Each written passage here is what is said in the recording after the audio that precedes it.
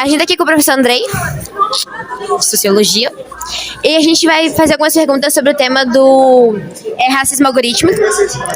Como que o racismo algorítmico ele se manifesta nas ferramentas e sistemas que utilizamos no dia a dia?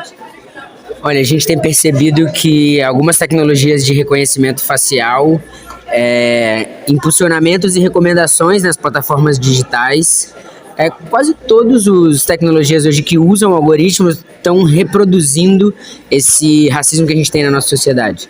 Então a gente tem alguns exemplos muito nítidos com as ferramentas que a gente usa nas redes sociais e outros que ainda estão em implementação, como reconhecimento facial, como análise digital, que ainda não são tão comuns, mas também reproduzem esse viés na tecnologia. Como as políticas e regulamentações podem ser implementadas para combater o racismo?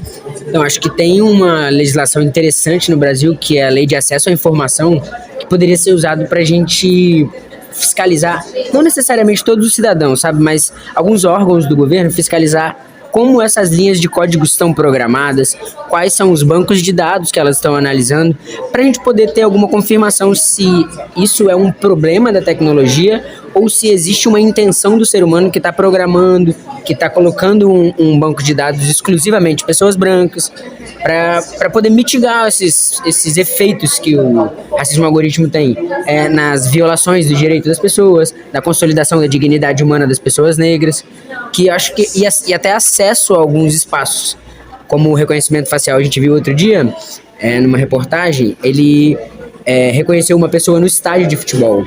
Então a gente percebe que isso pode levar a uma determinada população não frequentar mais estádios de futebol para não ser reconhecido. Então cerceia alguns espaços que as pessoas poderiam ocupar. Eu acho que nesse sentido a gente pode regular e criar e usar algumas leis que já existem para ver o que está por trás do efeito que essas tecnologias estão causando. E por último, qual que é o papel da diversidade e a inclusão na indústria tecnológica?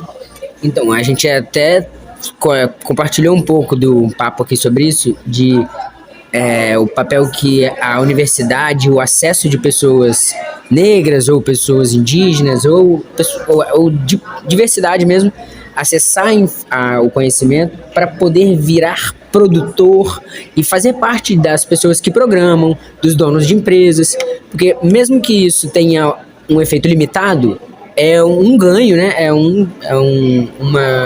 Uma outra visão que vai originar a produção de novas tecnologias que talvez superem um pouco esse racismo algorítmico. Tá bom, obrigada. De nada, eu que agradeço. Meu filho, você tem que lembrar que eu tremo muito. Ah, querida, ninguém mandou de Parkinson, já falei.